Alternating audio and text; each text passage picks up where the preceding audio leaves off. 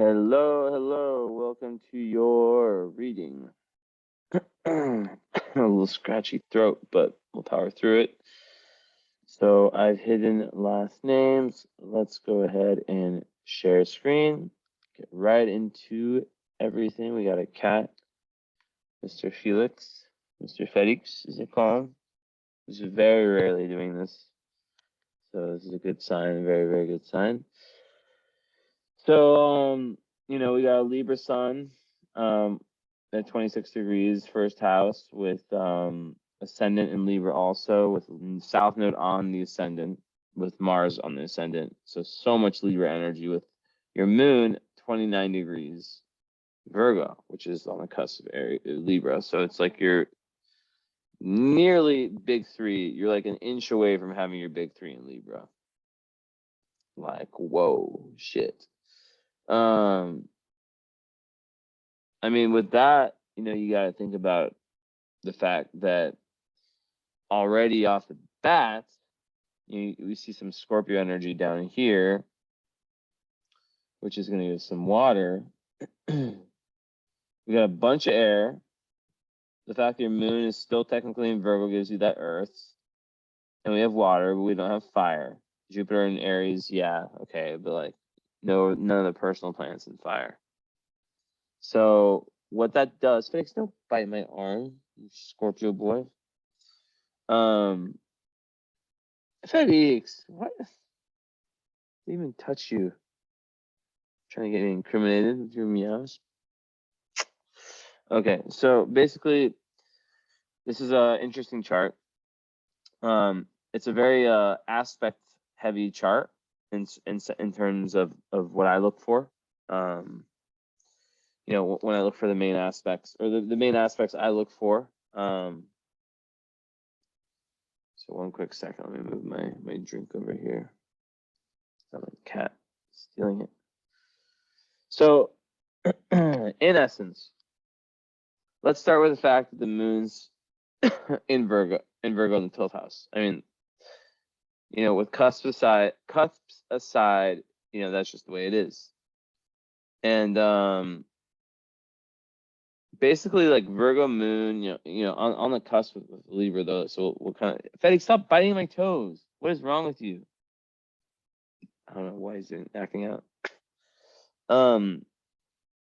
There's definitely going to be an emotional need for like, we can kind of interpret it in different ways, but 29 degrees is it's a critical degree. And the fact that it's in the 12th house is speaking to the fact that this lifetime for you is a culminating lifetime karmically, especially on an emotional level. There's something about this lifetime that is just different.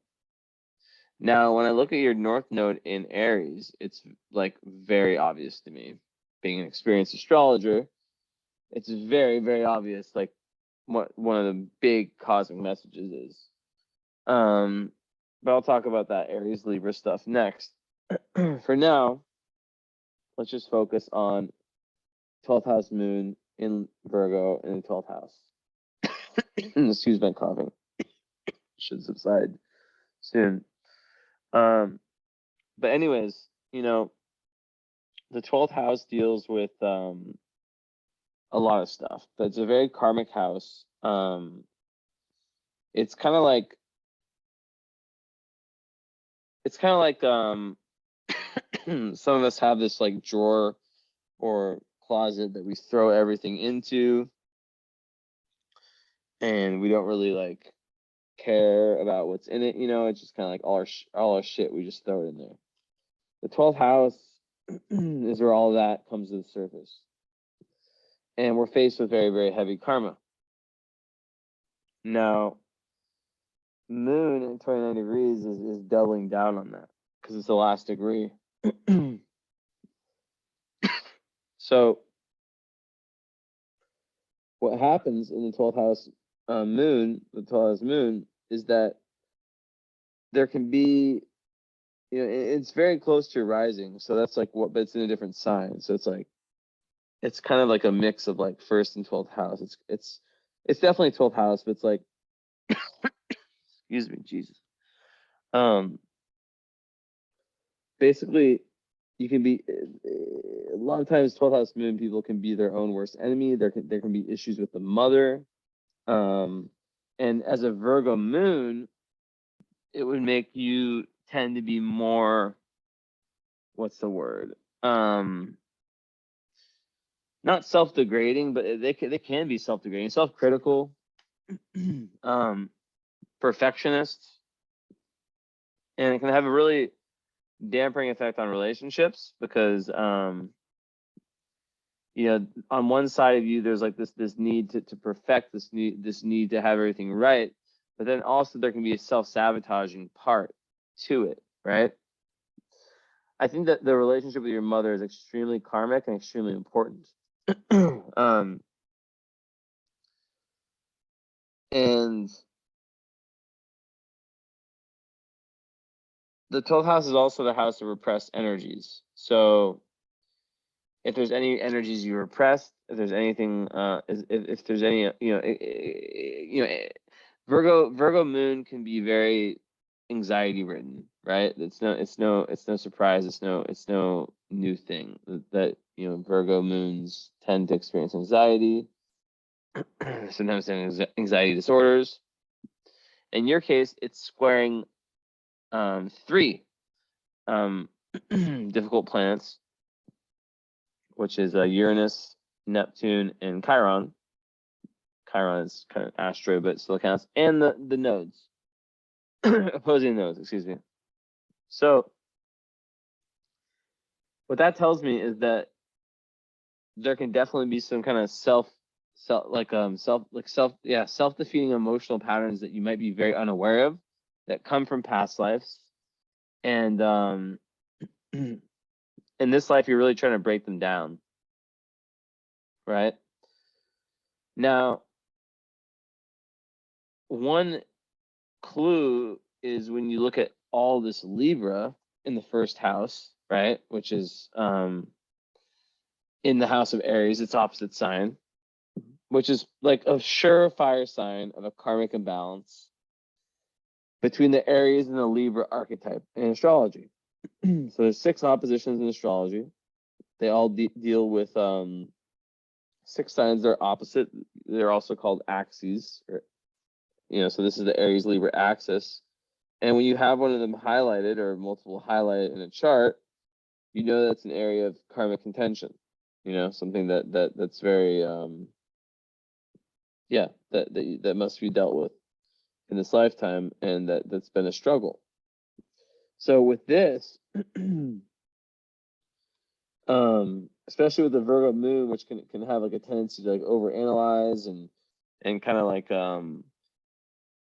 I guess use logic and use like intellectualize emotions can be a huge tendency, and like a need for things to be like in this certain system and all that. Well, that can be very difficult, when you have all this Libra energy, because your North Node, which is like the part of your chart right here, that's like where you're kind of destined for that. It's conjunct the descendant in Aries, so it's like you're really trying to like balance out your relationship, like life. I mean, like partnerships and stuff. And when your South Node is in the first house in Libra, it's not indicating to me, like I think of Aries Libra in this way. I think on one extreme is the far extreme Aries. It's the person who like is unwilling to commit in relationships, who's unwilling to do anything that is like anything other than what they want to do, right? But then there's like the Libra, which is all about like the far extreme of that is complete codependency. Like I cannot be anyone without my partner, I can't survive, right? That level of codependency. So what your chart's asking is to find somewhere in the middle, right? Where at the same time you're able to be going towards that Aries North Node, right? In pursuing relationships that are where you're able to keep your independence within the relationships, right? Where you're able to also, like be your own person and not like give in too much to where like you completely lose yourself. And it's very obvious with all that Libra, that you have to watch out for the whole people pleasing aspect of Libra. Now it's in the first house, which adds kind of an edge to it, but still it's Libra energy. And the fact that it's conjunct your South Node, it's telling me that there's a tendency potentially to not, to be too, to be too that person that is trying so hard to balance everything out in the environment, whether it's in relationships with family, with lovers, with friends, at work, whatever, that they're willing to put themselves down and not honor their own boundaries. So Aries, being that point you're trying to achieve, and energy you're trying to learn from, is the opposite. It just does whatever the hell it wants. It just goes out. It's very headstrong. It just goes after whatever. And I'm just telling you right now that my screen's off right now because I'm literally like my eyes are closed. I'm kind of like trying to like drop into this chart. Like I've been doing this more lately, like spiritually, like really drop into the energy of the chart, which sometimes is hard when the camera's on me. But I always flip back. Because this is definitely a tough chart. It's a tricky one. It's kind of like a chart that like you think is gonna be like easy, but then you're like shit. So definitely that's one major thing. Now besides that, with the Libra Aries, yeah, it's kind of like learning that it's not always going to be possible to be cool with everyone, right? It's not even like excluding like romantic relationships. It's not always going to be possible to satisfy. You're always, so in this lifetime, you're most likely going to have already or continue to, or who knows, but it could be a theme that presents itself over and over where you're in situations where you have to like it's impossible for you to not disappoint one party, one of the parties, right? Like it just doesn't it's like a catch-22 where it's like, okay, if I do this person gets pissed off, but that's and if I do that the other thing, the other person's pissed off, but that's the karma of it, right? It's forcing you to kind of because the high energy of this is where you attach yourself to high spiritual values, and you're making your decisions, your life decisions, in accordance to those. Now, there's so much energy here, right, with a Libra, that you think about, okay, so what are ways to kind of help heal this? Well, Libra is your chart ruler is Venus, right, which is in Scorpio. But it's a chart ruler by Libra, so it's very let's just say very like the arts and some kind of creative outlet would be very, very powerful for you. So that's definitely important. But also, when I've seen this before, South Node conjunct ascendant, and I tell people that like you in this lifetime are, your physical appearance and your personality is likely extremely similar, if not the exact same, like to your last lifetime. And that Fedix, stop, you're so annoying right now. Fedix, stop trying to like break everything. Fedix, go away. Shoo. So like, yeah, there's like a big carryover in terms of like the ego and the outer personality and some of like the kind of mask you wear, if you want to put it like that. Now,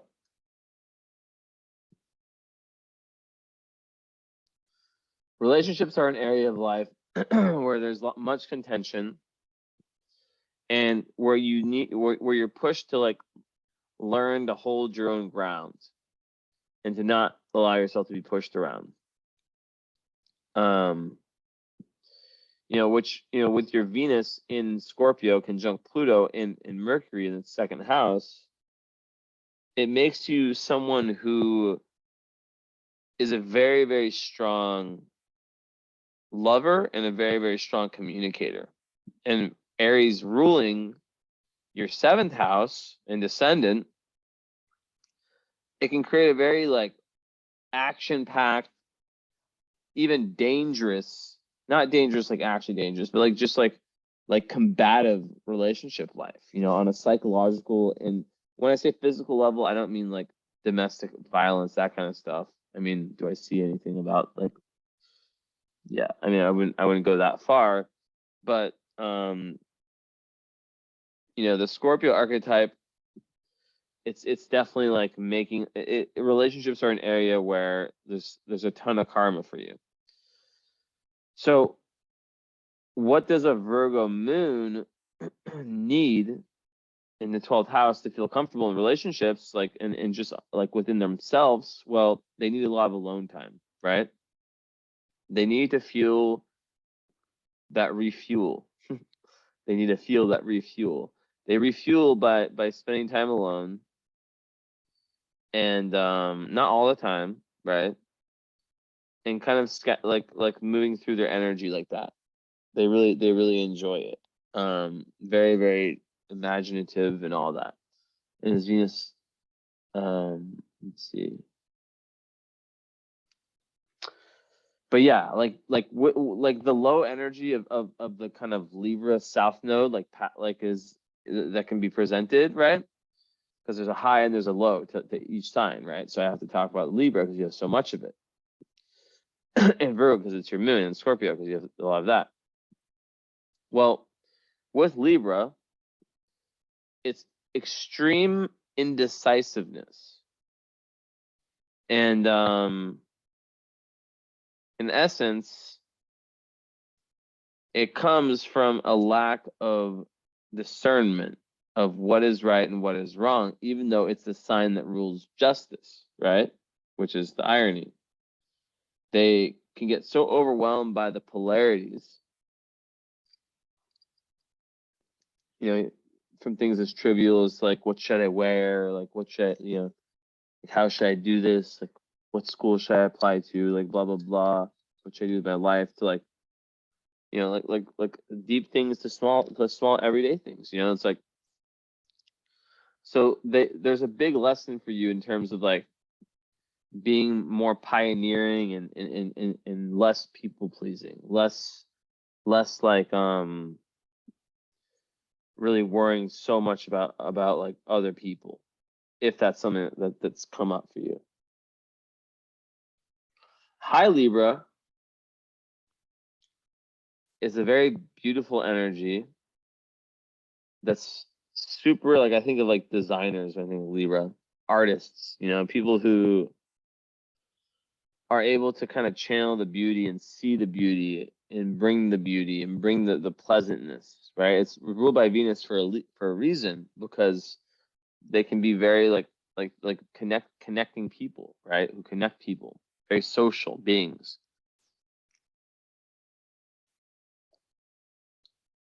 They're very, very good at seeing different points of views.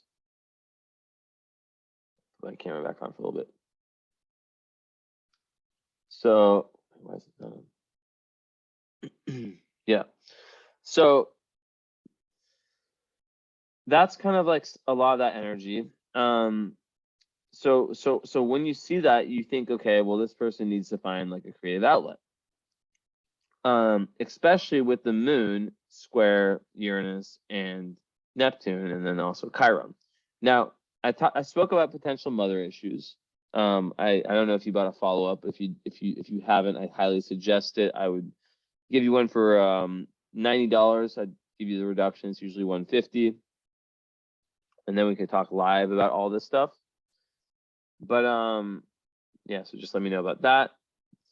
But yeah, basically, like, with this, with the moon square Uranus, take them one by one, right? Moon square Uranus, it can create like very like unstable emotional patterns, right?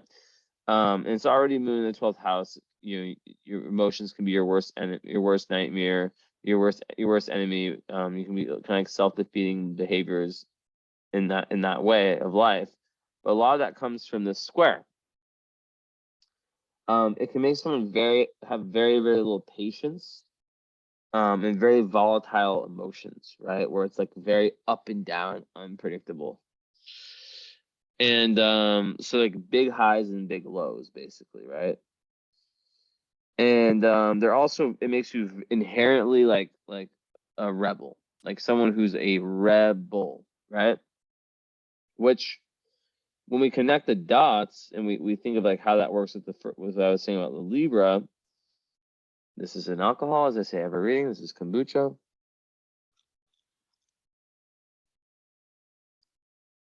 When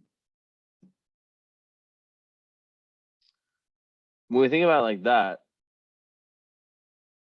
it's, it's difficult because on one end it's like trying to get away. So it's like trying to get away from the need to please everyone, the need to be who people want them to be, right? But this just, it can create lots of emotional issues. Esme, cats are meowing. So yeah, it's very freedom seeking. So in relationships, which I speak a lot about relationships in my readings. You can kind of feel like an energy of feeling like a relationship is like a prison. If you're not giving enough freedom within it and excitement as well.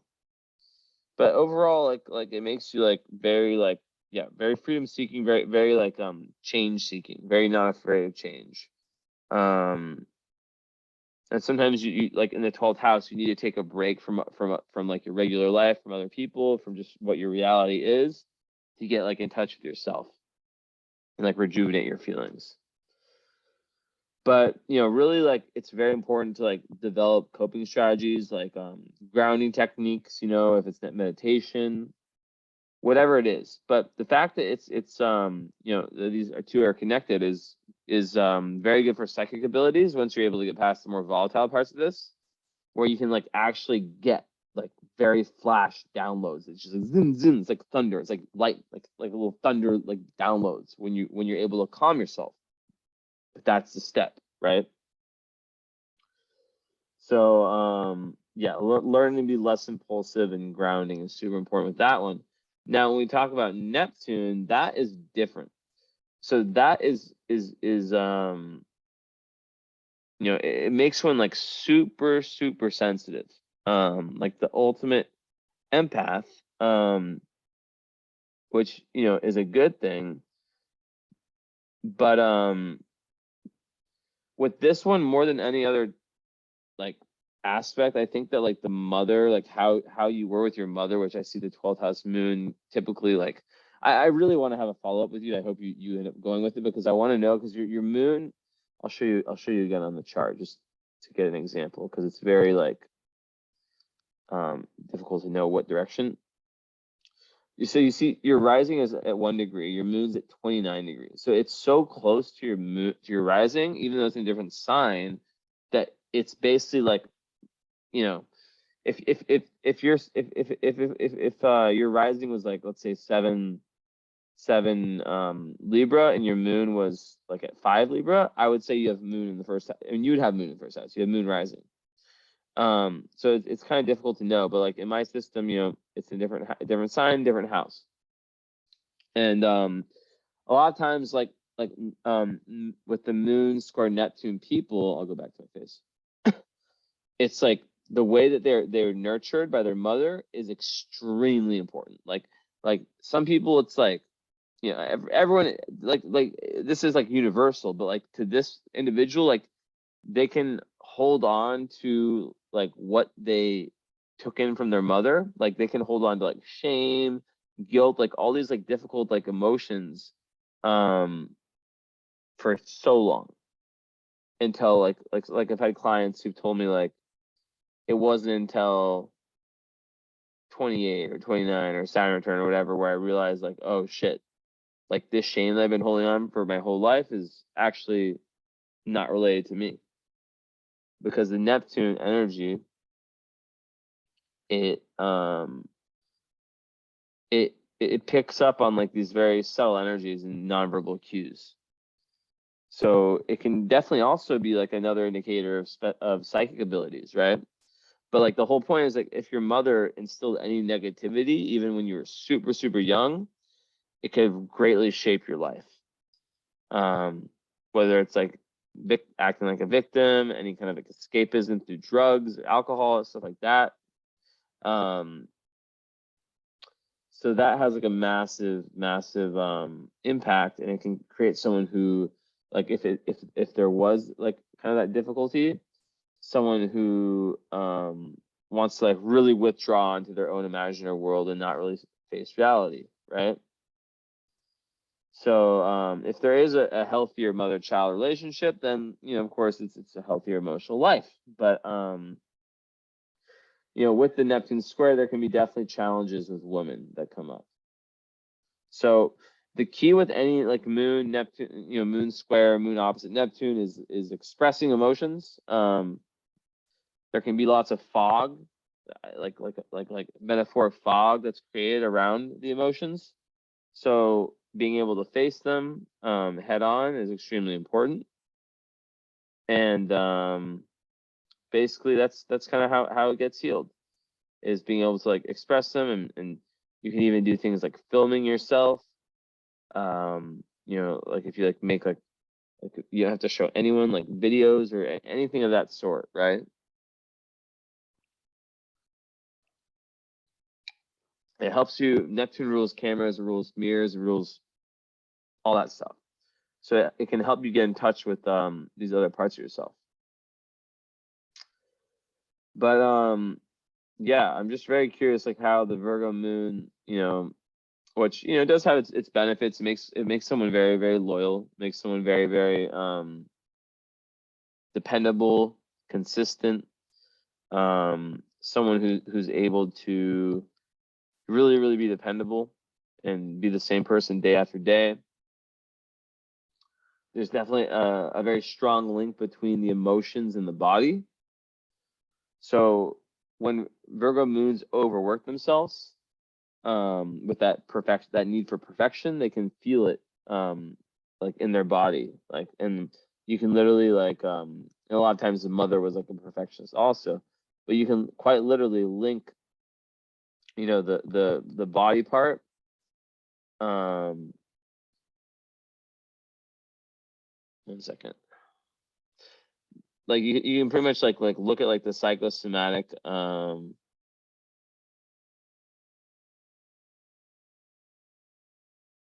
on.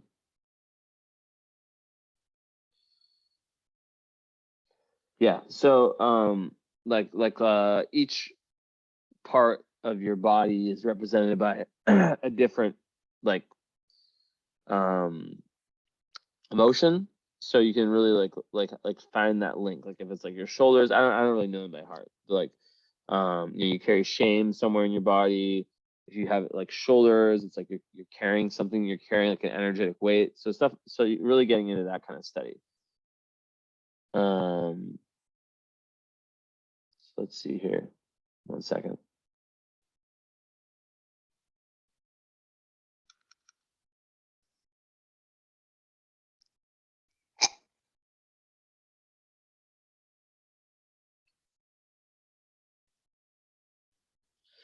So like in terms of partnership, like Virgo moon, they're always going to look for someone that's reliable, loyal, and yeah, also like it makes someone like very, very service oriented. So this is like a huge part of your chart, is that like when you're able to be of service in your life to humanity, you can break through a lot of the difficult karma in your chart. A lot of the kind of cyclic patterns, right? Now, speaking of that, let's kind of segue over this kind of Scorpio part of your chart, because we understand your Virgo rising, I mean, your Libra rising, your Libra sun, like Libra Mars. Actually, before that, let's complete the first house. Libra Mars rising is going to give you actually more assertiveness because you have Mars rising, even though it's in its fall sign or detriment sign in Libra. But overall, if it's going to give you more, like, it's probably like the best place you can have like a Libra Mars on the ascendant. And I think it would kind of give you like a push towards Libran things like the arts, right? Or design or whatever it is. Libra rules many things. Relationships, for example. Probably be a very relationship oriented person, which is like shown all over your chart. Now, I want to check one thing.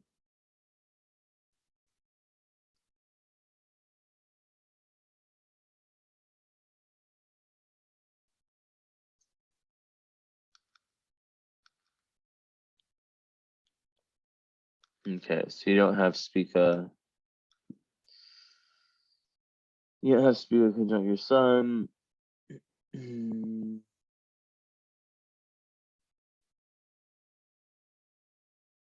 Okay, got it.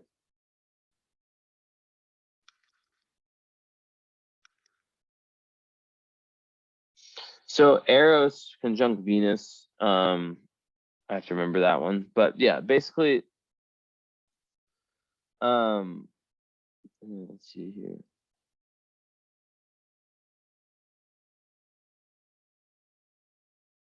Yeah.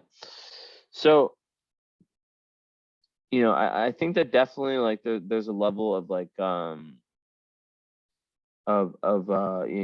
even like first house could be very entrepreneurial, and Libra is a sign known for business. It's like the scales at the marketplace. So that could be something. But yeah, like with the whole first house, I mean, with the ascendant there, just really important to kind of like find that set of that, like I said before, that set of values, that set of like rules of like, okay, this is what I care about. This is how, because you if you don't find that, you're not going to be able to like make your decisions. You're going to be very wishy-washy around decisions, which would be very difficult. 1 second. So that's that.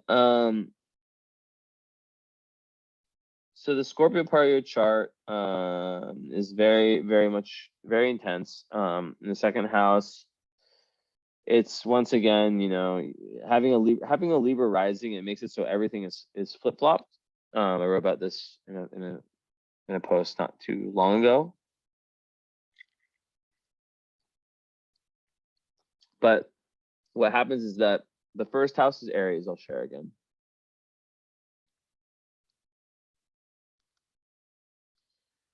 So the first house is typically Aries, right? But you have it flip flopped, right? So like Aries is the opposite sign of Libra. So instead of having, so you have like Libra planets in the house of Aries, it's opposite signs. You get to really see life through this like very like dynamic, multifaceted, you're really able to see things from so many different viewpoints, which is such an asset. Now, with the Scorpio energy here, mainly, I sense a lot of seduction. Like I sense a very sexual energy, a very energy that's very intense when it comes to love, as I mentioned earlier. The second cat that's arrived, and I think that Pluto conjunct Venus in Scorpio, it's like that is just someone who will meet their shadow, I guess you could say, will have very intense romantic relationships, and who will have very dramatic, there can be like power struggles, but ultimately like they're meant to really like it's through and there can also be like issues with with self-love early on, but they're ultimately, go back to show my face. They're ultimately meant to power through that and have like very, very like when you can, Pluto and Venus and Scorpio is Venus love language. It's making someone who really, really cares about the deepest type of like relationship, right? The deepest kind of like the whole soulmate type thing. So two souls becoming one. Very, very intimate and close. So in this scenario, Pluto just makes that even stronger. And Venus is not just about your love language, right? Which in Scorpio would be quite intense. Which I must say that like when you talk about Libra as being very, very pleasant and people pleasing somewhat and very like trying to go away from conflict, Scorpio is not like that, and neither is your Aries 7th house.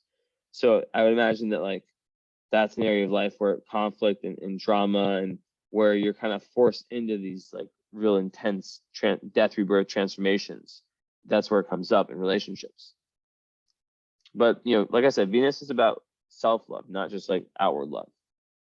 So yeah, this just with Pluto, it just gives like even more of an extra like desire for like this deep depth of intensity in your relationships.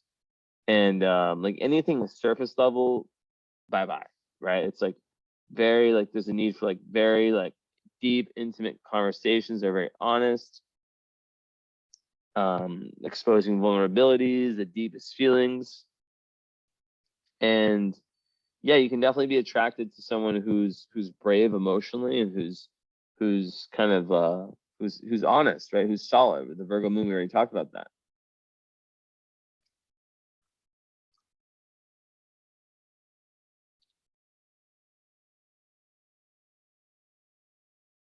But also,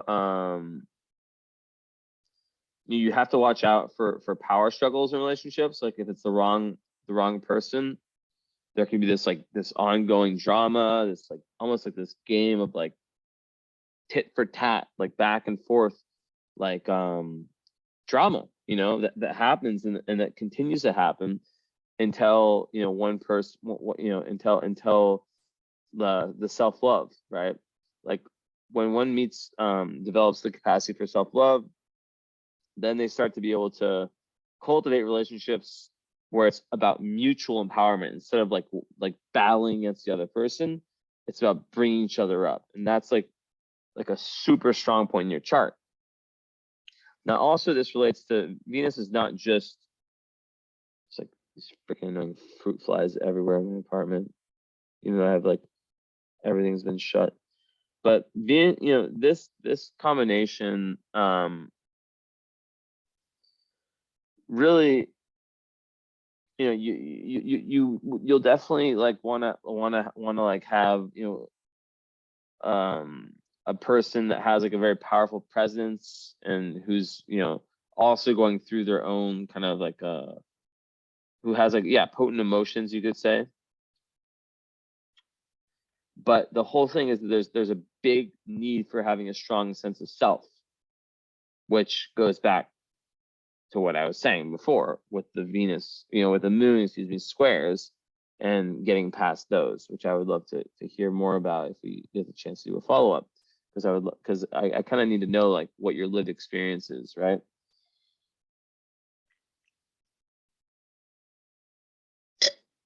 And of course, I can also just not know. This reading is completely sufficient. It's just I believe that the follow-up adds a lot to it. Let's just say. So then you add Mercury to the mix, right? And that's gonna that rules communication, how we think, how we talk. And in this case, conjunct Venus, that adds a lot of sweetness to the Scorpio energy. So in relationships, it's going to make it so also like you have Eros conjunct, this whole like all of these planets, but basically like, so that like eroticism and high sexuality, like all like tantra, like that kind of sexuality, like that high level like spiritual sex, which I was just saying this in my last reading, and this always happens to me where I have like the same messages to give back and forth, even though like I chose your reading. You were like third on my list on my next to do, but I chose yours because it was the most challenging. I was like, I want to get the most challenging one out of the way of the three that were all bought on the same date. Although I didn't think it was this challenging. But yeah, like all in all, like with the Mercury, and challenging doesn't mean bad. It just means there's a lot. It's something I've seen less of in the past. There's charts I look at and I'm like, okay, this is easy. Like maybe it's something like I have, like they have like lots of elements I have. There's like this concentration. There's like a few concentrations in various areas, and there's like a few, like lots of nuances. But anyways, so yeah, relationships, we get it. Very powerful communicator as well. Someone who can like really like delve deep to the bottom of matters, whether it's like, for your work, with your midheaven ruled by the moon in Virgo. So like you might be someone in Cancer. So I'll share the screen again. Sometimes I like to walk around, like it helps me think. So I think I always think my best when I do hikes. So yeah. But with the Mercury there, you have an energy where it's like it's very linked to like you're able to like really, really convince people of a lot of things. You're able to be very, very convincing, but also your communications can take on like a kind of darkness, right? There can be a level of darkness that comes up, which you're very much saved, very, very, very much saved by the fact that sweet chart ruling Venus is close by. So you have to think about, okay, there's a mutual benefit from each side, right? So the Mercury gets benefited by the Venus, where it's a Mercury in Scorpios. It can be especially conjunct Pluto, can be a very intense communicator that can sometimes be like so intense that people are like, damn, that was too much. I can't be around that person. They are like way too intense for me. But then, like when you add Venus, it adds a level of sweetness. When you're already a Libra rising, which as you know is very sweet energy, like it's very, very sweet energy. It's just like the smiley Libra, you never think the Libra can bite you until they actually do, and a lot of astrologers will tell you that. Like it's kind of, and that's where like I feel like the frustration of Libra comes from this oh my god, I need to feed these cats. Sorry, Esmond, we get it that you're the head of the cat feeding council, but come on. So this is the thing with Libra, is that I feel like it's a very frustrated sign. We have a lot of Libra, and not all the time. If you can channel that energy which you have in the first house, so if you can successfully channel it into like an artistic, creative outlet, something like a very fulfilling career, maybe even like just like very fulfilling relationships, which like I said are a huge part of your chart somehow. Like me feeding these cats is helping me with this reading. Like if you're able, like it's for you, it's all about finding that channel. And like I said, Libra is the arts, it's design, it's relationships. It's like those are a few of the things that it is, or archetypes amongst stuff, right? That can be very, very, very, very good because it's all in the first house. It doesn't necessarily have to be like such a difficult process, right? It can be something where because it's in the first house, the house of Aries, where you're actually able to move towards it in a more assertive fashion. So I'll say that. But the real frustration that comes with Libra is that they have an issue with stating how they feel many times, with being authentic, like at their worst. And it all goes back to the whole people pleasing thing. But then at a certain point, there's a boiling point where everything kind of becomes revealed, right? And what your chart's asking you to be is to be real as fuck. To be real as fuck, especially in partnerships, and to not settle for anything, to not settle for BS. Like if someone gives you shit, like fuck it, you know, break up with them. Not like saying like in that type of way, but like to not allow yourself to stay in toxic relationships. But yeah, there could be like a tendency there. And the Scorpio energy here can be very attached. It can get very, very, one second. It can become very attached. So it can be difficult to let go. Especially with arrows there, which can make like the sex in the different very like faded relationships we have very, very like I have a friend who I haven't talked to in like forever. Their phone got taken away. But she has some of this similar energy, and like what she's told me, she's just a friend. She's, you know, there's it's just like the friendship. But what she's told me about like her past boyfriends is that she's so particular about like who she can have this type of like sex with, that she keeps going back to these very toxic exes because she just can't do the one night stands. That's kind of like that Venus in Scorpio, right? It's like it can't do the surface level. It can't really do the one night stands. Things are more serious on the romantic side. And also like so you have to watch out for like, yeah, going back and having like cycles with relationships of various types. But then, okay, I was gonna say also like how Mercury contributes. Well, you know, I said before how the Venus helps make your communication more smooth. So you can be like a very deep and penetrating communicator while also having like a sweetness to it, to where it's not overly intense, which is really a superpower.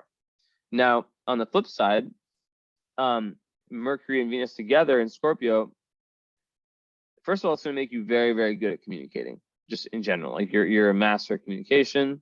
It's also very, and it's probably also very good for making for earning money.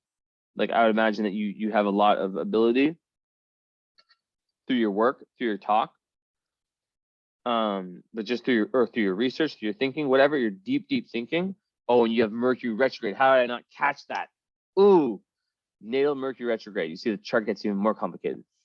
Very, very okay. So this goes right back to that moon in Virgo, right? So that can create someone who's very, very internalized with their thought process, and who can overthink things a little bit too much, right?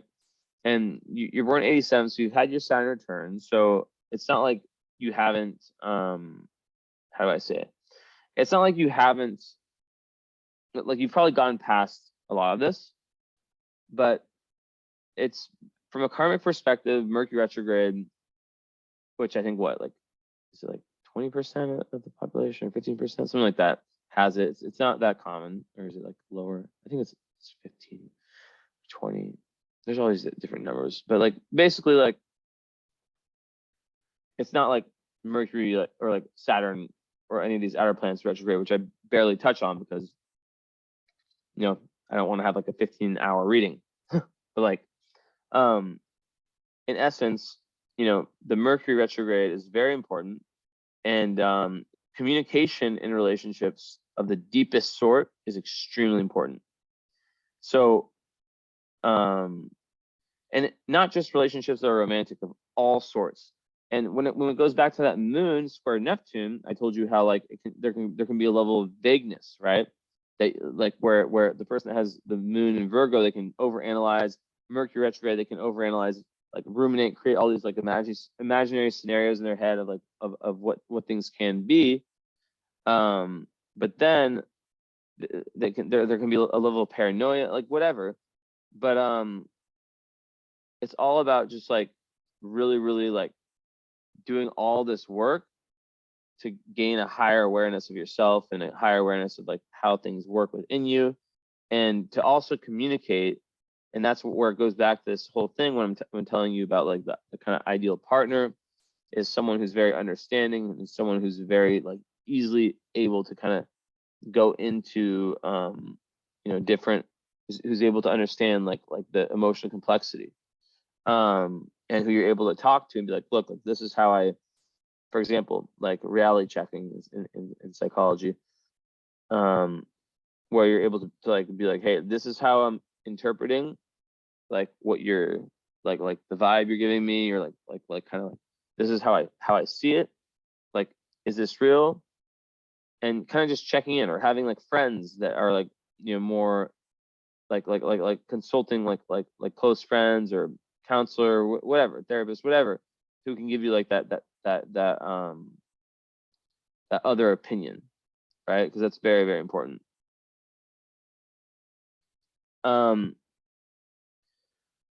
Yeah, so I definitely think like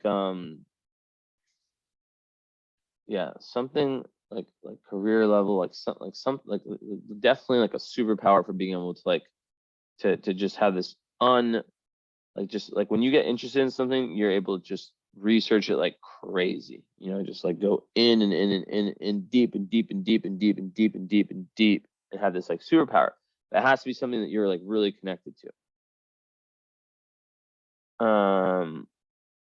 So then we look at, let's see. Okay. So then just like Pluto in the second house in general, right? Pluto is like representing like kind of how it's not like the North Node, but it's a huge point in the chart. It's one that I emphasize very heavily. And it speaks to like where our darkness is, or shadow, or whatever you want to call it, and kind of how we can get past that. And a lot of times people who have Pluto in the second house, they've gone through lots of like past incarnations where they were in like survival mode. So because of that, and it kind of goes back to like that South Node in Libra, they weren't able to really develop parts of their personality, and which goes back to everything I was saying before about like developing that strong set of values that you can like live your life based off of. So yeah, there's a deep need to develop self-reliance and internal security, right? And when you have lifetimes where like survival was threatened, with the Maslow hierarchy of needs, right? You're not really able to kind of go into like the deeper spiritual parts of yourself, or to really individuate. And there can be like a real fixed identity that's formed. And I'm reading here from my Pluto book. I'll put my camera back on. Show you my Pluto book. It's like all handwritten that I wrote when I first started doing astrology. But yeah, so they developed an innate fixed identity as a basis of inner security through coping with experiences that threaten their identity. Past life spent in survival mode will lead to the karmic potential for stuckness and habitual self-imposed limitations, which talked about before, how you might limit yourself, which hinders the soul's potential for growth. This can often involve money, leading to excessive or distorted significance applied to money. They can view money as their savior that can prolong life and give it meaning. And the polarity point in the 8th house, which is like the saving grace of it, as a person begins to individuate, which is like your North Node in Aries, is all about individualization. Their identification with external things as expressions of personal power lessens, and their identification with the self increases. which then becomes the central resource. So it's all about, so it goes back to, you see how it all comes full circle. Withdraw from the world is necessary at times in order to clear the prevailing consensus influences and to reconnect with personal values. And also there's a strong need to work with others. So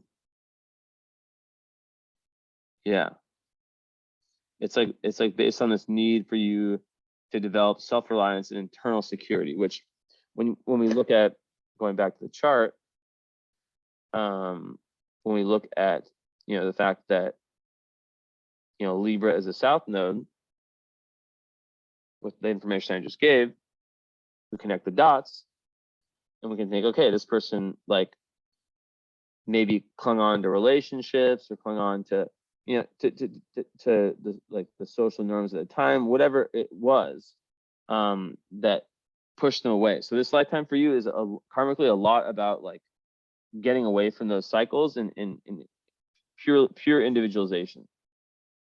Now, the third house, we have some outer planets that, let's see if I've okay. So Chiron, okay, let's talk about Chiron on the midheaven, right? So Chiron, the amount of my clients that have Chiron in Gemini is insane. I don't really remember, but I'm pretty sure like out of my last 10, it's probably been like at least like 6 or 7. Like it's a lot. I'd have to look. Maybe I'm tripping, but it's literally been like nonstop. And basically what that is that Chiron represents your pain. And first of all, I want to say Chiron on the midheaven is like your career, your purpose, your like what you're here to do. When you have a planet and I like Chiron, it's not. It's basically a planet in astrology. It basically means that you're meant to be a healer of some sort. Like you're here to heal yourself, which then leads to you being able to heal other people, right? But everyone has their kind of like own individual Chiron. So for you, and with the fact that Jupiter is retrograde natally, I think it goes back to like clearing out like past life conditioning, and the fact that you have Mercury retrograde, this links perfectly, right? You may have had a very different learning style when you were young, right? Like maybe, and because of that, you may have like been given this like internal message that you weren't good enough, or you weren't smart enough, or like you were like pushed maybe from parents or whatever, wherever it came from, like especially with the moon in Virgo, the perfectionist, to think that like your way, to not trust your own thought processes, to not trust your own way of communicating and way of thinking. And it can kind of like lock someone up in terms of like expressing their truth. So that's why it's like, so important, that Mercury.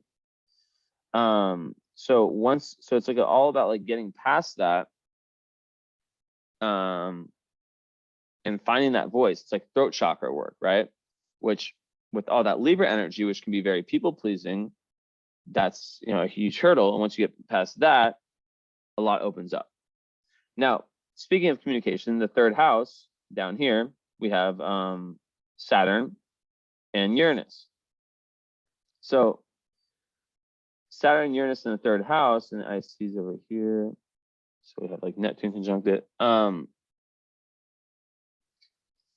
Basically, to me, that's about like third house. Saturn goes perfectly with the theme I just said of like feeling like, especially until your Saturn return, held back in terms of your communication, like repressed, or just like it could be create someone who's very shy, create someone who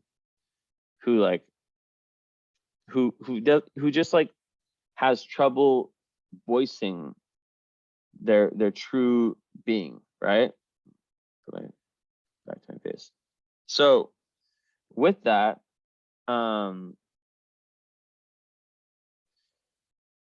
there's difficulty, right? Because on one end, you want to be, you're aiming to be kind of this different, like very unique version of yourself, but then you have these other forces pulling you back. So yeah, communicating ability could have been restricted in early childhood. And then yeah, fear, there's like this fear of truly expressing yourself. But like through time, you gradually build up like this skill in communication, which is like a huge part of your karma. And then Saturn return, probably a lot opened up, and probably now it's something that can become even a superpower. Also Saturn and Sag, that's like someone who's very like has like a strict moral code, very committed to higher education potentially, and yeah, like kind of like someone who wants to work towards truth. Which Chiron in ninth house is also like how you're also trying to help people find truth, because in past lives you've been maybe misled in terms of like what's right, what's wrong, like kind of how we're seeing today with like the media, right? And how that kind of like pushes people away from truth. So in this case, Uranus then in the third house, that's like kind of a superpower in terms of like having a very unique mind, a very quick and original thinker, that likes to study and is interested in more unusual subjects, that they like to approach in their own original way. And yeah, it can give someone like lots of downloads when they just like start writing, which Libra, you can also like write, right, because it's art form. So journaling and stuff like that could be very, very powerful for you. And it's just like, yeah, it's difficult because of the Saturn, but like when the Saturn kind of gets cleared, it can create an energy where you're able to really, really create through these downloads you get once you're able to kind of like I said before, like kind of calm the mind, calm those Virgo moon tendencies to overthink things, and Mercury retrograde overthinking things. That even with them as a Mercury retrograde, you can just be someone who's very like expansive, like you're like very like your communication is very like internal. So to be able to get that out on paper can be very beneficial. Now, Neptune in the fourth, usually when I see that, it's like a sign that someone has had some level of like when they look back on their childhood, a lot of times they have difficulty like remembering it. There's like a lot of like cloudiness and fog around the childhood.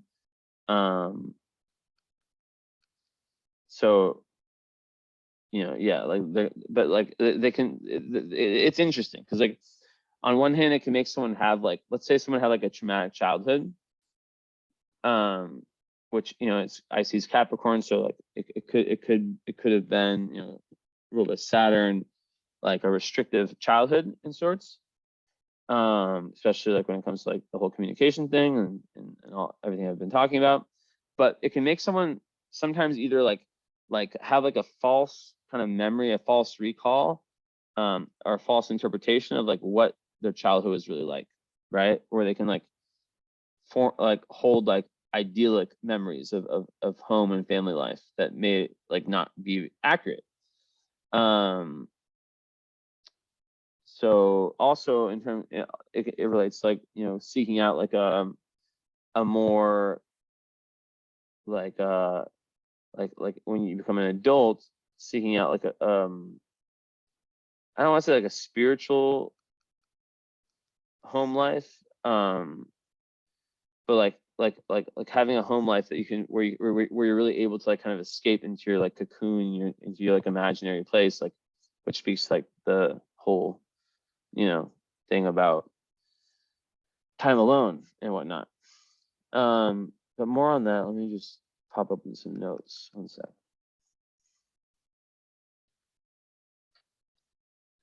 So yeah, so the childhood roots can be blurred in the mind.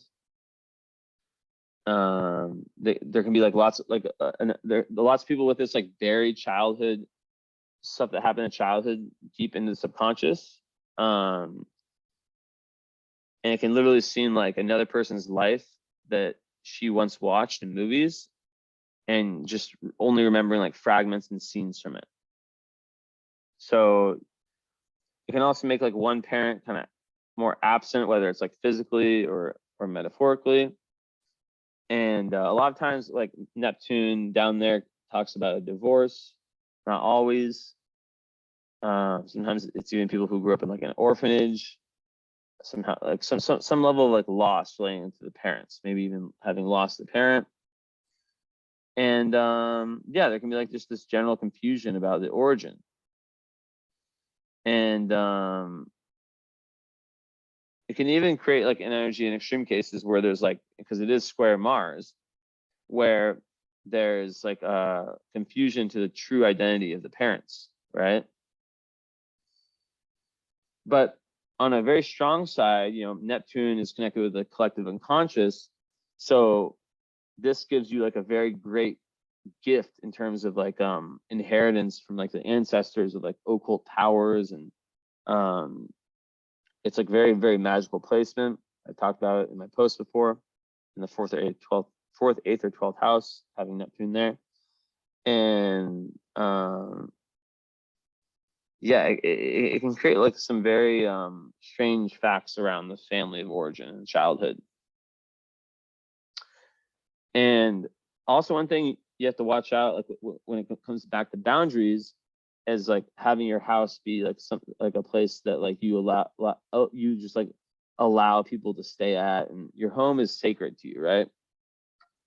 But some people with displacement, they'll just like allow this person to crash here, this person to crash there, and it gets in the way of their need to kind of have that alone time. All right, so then, you know, kind of more about the love stuff. Juno in Aquarius in the 5th house, that would, you know, your ideal mate would be someone who is, you know, like very independent, very, very, very individual, who can kind of like guide you, because they're naturally very individualistic, and they're naturally kind of like their own person. Like they're unique, very unique person. So I said, you know, of course they have to be very solid, but then in all those ways I mentioned before, and be able to kind of have those intense conversations and all that, but also someone who gives you lots of freedom to be yourself. You can be at the same time in a very intense and deep relationship, but also like, you know, also, I'll put the camera back on. Oh, it's been on. So also, how do you say this? Like, have some level of fun, like some level of like inner child that's shown in this, basically, right? So that's important. So we move up here. I thought I was sharing.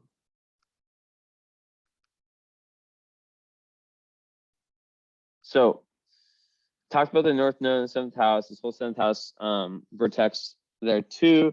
Your doorway to higher awareness is through relationships. You know, you benefit a lot from relationships when you're able to kind of confront them in like that head-on type of way. And in relationships, like you'll appear quite pioneering, quite, you know, potentially headstrong, quite, you know, you're aiming to be like that, right? But you'll discover a lot and really open up the doorway to higher awareness when you allow yourself to be that that individual, like that real, like that going through that whole individuation process. Now, Jupiter here in the 7th house is a very strong placement because it gives you lots of luck when it comes to relationships, right? Lots of luck. Everyone that I've seen that has a 7th house Jupiter, they tend to, how you say, just like get lucky with the partners they meet, you know? So that's a very good thing. And the fact that's in Aries, in retrograde, I talked about the retrograde already, you know, like clearly when you look at this house, there's a lot of karma. You're really trying to move towards 7th house Aries, right? And with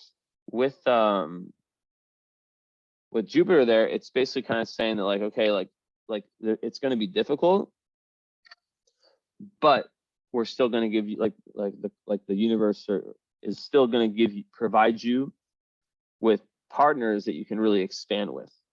Now, Aries, Jupiter expands everything. So when you have Aries, Jupiter, it can make someone, let me just pull up.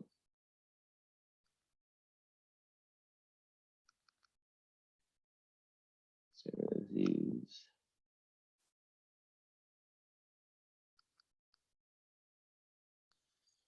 So, okay, 1 second.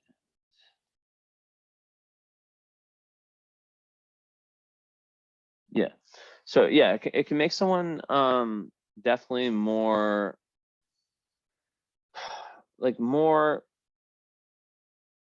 it's very, very good for being for leadership. It's very, very good for being like an inspirational person. And it just makes all of that Aries stuff, that pioneering energy, larger. So it's really helping you towards your North Node goal in Aries, of being your own person, of not letting conditioning get in the way of your development. So we continue on. Black Moon Lilith in Cancer. Interesting. Take this off. So Black Moon Lilith in Cancer. I wish I could show my face. Oh, it's so annoying. I've seen people do it. I don't know how to do it. If you know how, anyone knows how, I just need to know how I can have my face in a little box down here while still be showing the chart. So it helps a lot. But in essence, Black Moon Lilith in Cancer is an energy where you can, it's kind of like Black Moon Lilith is kind of like the dark side. So it's like, it's not an actual part of your chart. It's just like a potential. And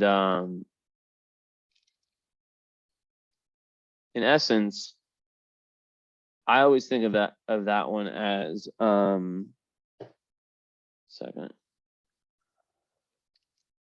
I always think of that one as someone who can use their emotional power, I guess you could say, like their emotional intelligence to manipulate, but like on a deeper level, it can be someone who and I see it more with your chart, someone who like at their lowest, like one, they know exactly like what to say to like really hurt someone. That's kind of more Scorpio though, but you already have all that Scorpio energy there, so it's totally relevant. But two, someone who once they're hurt, once they go through like some type of, let's say you have like a relationship early in life, right?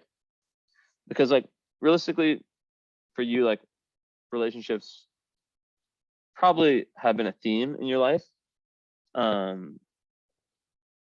but it's probably taken a while to really figure out like the right type, right? Because you're very unique in kind of like what you would need. Now with Black Moon Lilith there, it can make it so the individual, or you in this case, can kind of like be like the crab, like the Cancer, like the whole thing with Cancer, it's like the crab that hides back in their shell after they've been hurt. That kind of energy where you're like unable to like really trust again after like being hurt. And with the fact that all these other aspects, it's just about like continuing down that road of trial and error, because it's not always the first time that we get things right.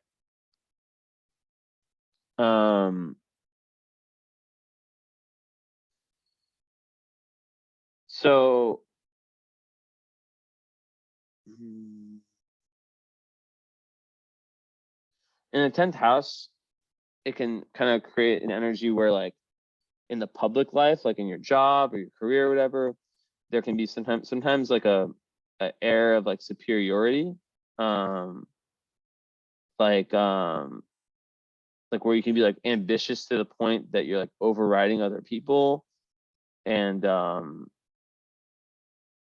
like kind of like not being good with like teamwork and stuff like that. So that's just something to kind of watch out for.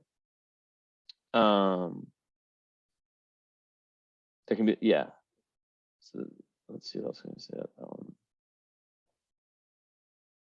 So yeah, just like watching, like a lot of people, it doesn't really fit with the rest of your chart, but like a lot of times when I see that, it's like people who like are willing to kind of like step over other people to get to where they want to get. in the career, like overly ambitious. So that's that. Now I didn't talk about the Mars, kind of like the last big aspect, the Mars square Neptune. That one is difficult because it can create someone who is very it can create like we've already talked about escapism, right? Mars square Neptune can definitely create someone who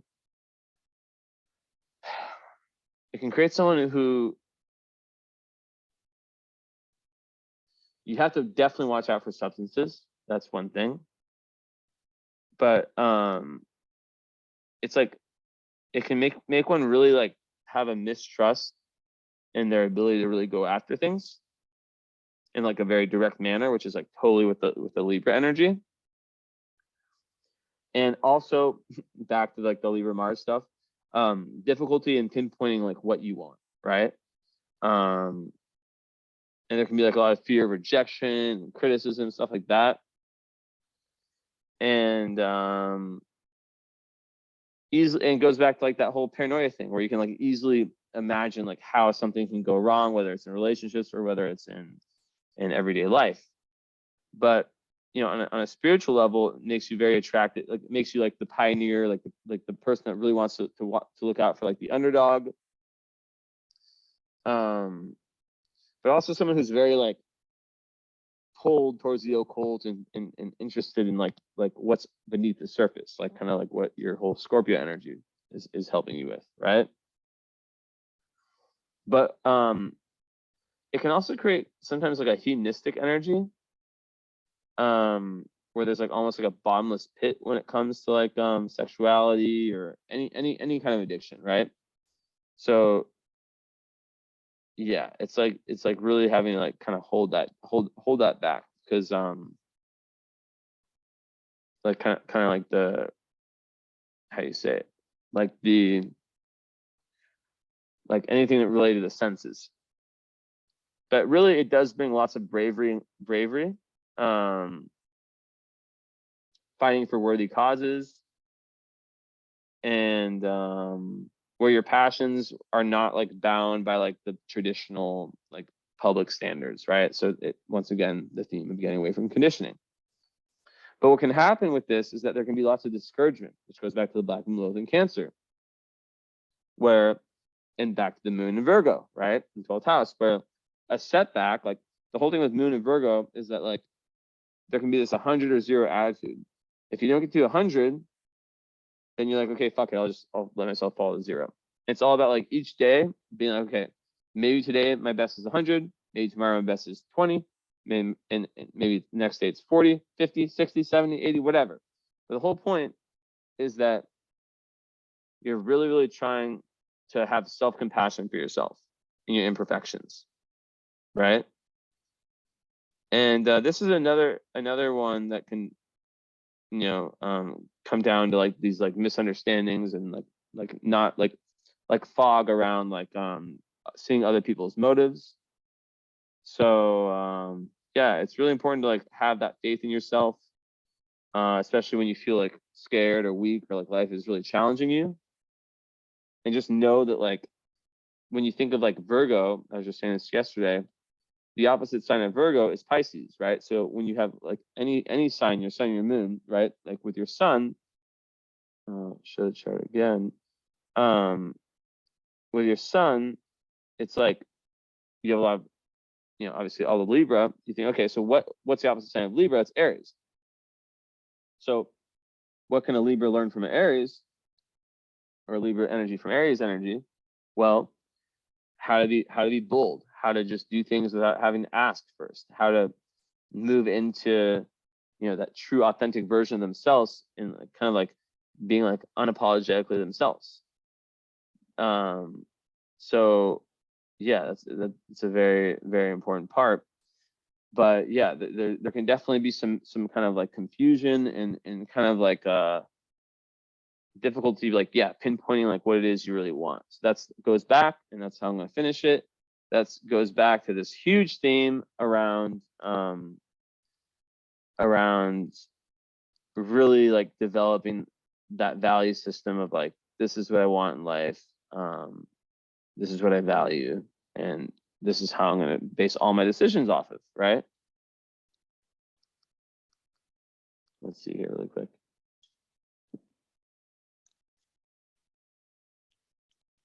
So then the sun moon midpoint is close to your Mars. So, you know, that's more the energy of like the fusing of the sun. The moon is in the first house. It's linked to like your ability to kind of do exactly what I just said, like literally exactly what I just said. And find a really, really solid channel for Mars and Libra. There's no such thing as a bad placement in astrology. Let me just leave it at that, or say that, right? There's difficult ones, but there's no bad placement. Let me just see if there's anything.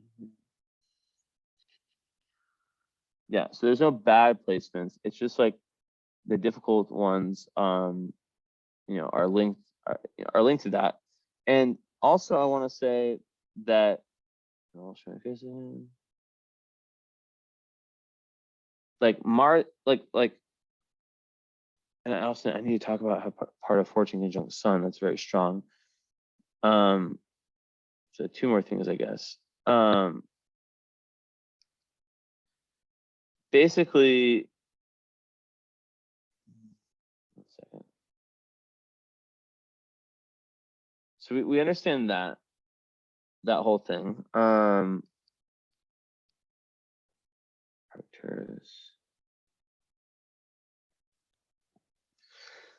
But at the same time, you know, there's a certain level where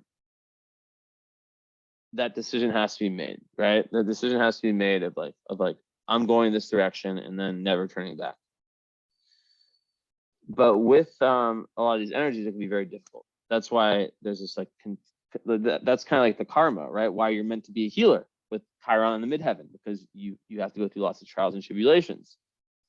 But in the end of the day, you get past it and you're able to really assist a lot of people. And with let's see here, even Aries in the 7th house didn't really talk about that. Like that can lead to like lots of explosiveness in relationships, and kind of more of that volcanic power that can kind of erupt in that area of life. But let's see. There's something I was gonna say that slipped my mind. Where did it go?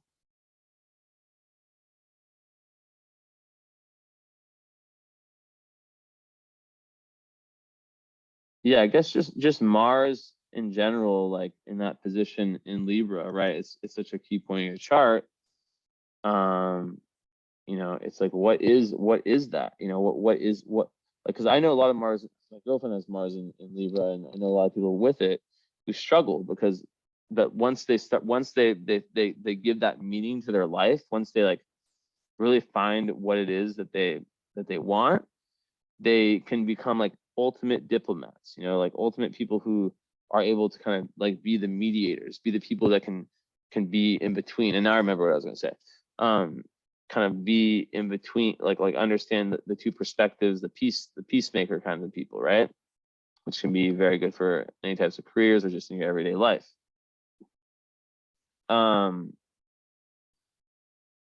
So a little bit more about Mars and Libra. Yeah, like I said, like the lots of like mental kind of like anxiety can come from like having to make simple decisions. And it can, you know, kind of take away from that impulsiveness of Mars. So yeah, just the overthinking thing. That's why it's so important. Look out for when Mars transit Mars, and like a lot of people get like their current astrology readings after this. They'll do like a follow-up and a current astrology reading. So let me know if you're interested in that. That's like a live reading where we meet on Zoom and I run you through all of like the current energies of what's happening with you. Completely different. But just in general, whenever Mars is in Libra, once every 2 years, that's where you can like really have this like innate ability to to kind of like act with harmony in mind and assert yourself more and kind of gain more understanding. But yeah, it's all about like restoring balance, but not doing it in a way that like and finding what lights your fire, you know. So yeah, and then also Mars and Libra in general, you know, in love, it's like it's very like romantic energy. It wants harmony in relationships, and you know, it's someone who has this really amazing ability to see all the positive aspects in the partner, right? Why? Okay, yeah. So that's quite rare, and it's a beautiful thing, and it's very attractive to people, especially when Venus is rising. And I haven't looked at any photos of you. I have no idea what you look like. I have no idea your energy. Like, I do that on purpose. I'll definitely follow you like after the reading, like I do with all my clients. But like before that, I try to kind of stay away. You know, it's very good for attractiveness and like having a Venus ruled chart. Like regardless of how you look, it makes people like kind of come to you. You have this aura, this very chill aura that people feel very comfortable around. Now, last thing I'll say is Mars conjunct part of fortune. So to me, what that says is that the highest kind of energy for you, like when you express Libra at its highest energy, like where it's like, you know, creating that real sense of harmony, and all that stuff, and in the first house where you show independence and self-reliance and self-sufficiency. And you know, also I think of like it all comes down to having like a spiritual relationship with yourself. But what I'm saying is that when you express the highest, your greatest joy and flow state comes when you express the highest energy of Libra. So I know you probably see me post about, like, I had a post the other day on my new just at Inisan backup. If you don't follow me there, you should. That's like where I'm gonna be posting for the next month, because my account is being all just, I need to like just not post on account because it's shadow banned and stuff. Like understanding like what the low, medium, and high, that's like some homework for you. Low, medium, and high energy of Libra are, and really, really working on expressing like what the high energy of Libra is. So I'll leave it at that. Another one that's 90 minutes. I've been trying to keep them to an hour, but this was an intense one. I knew this was gonna be a difficult chart to read, but I feel like we got to the bottom of it. I would love to do a follow-up, as I said multiple times, because you know there's a lot here, a lot that we can kind of siphon through and discuss in more detail, and yeah, really get to the bottom of. And yeah, let me know. Shoot me a message, and that's about it. All right. Cheers. Thank you. Bye-bye.